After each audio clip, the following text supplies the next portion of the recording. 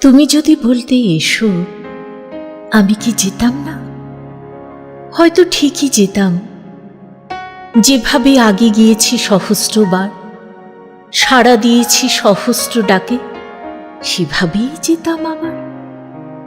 আমি যদি একবারও মুখ ফুটে বলতাম, ভিতরে আসবে না, বাইরে কেন, তুমি কি আসতে না? আসতে ঠিকই, যেভাবে এসেছো আগে সেভাবেই হয়তো আরেকবার।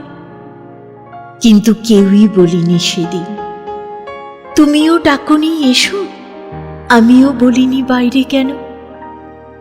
সময় কিভাবে পাল্টে দিল আমাদের, প্রতিপল অনুপল কিভাবে নতুন করে বসালো দরজা। ভাবি, অদেখা আড়াল কিভাবে দেওয়াল তুলে দিল দুজনের মাঝখানে। একজন দরজার বাইরে, একজন দরজা। এইভাবে সময় পেরিয়ে গেল।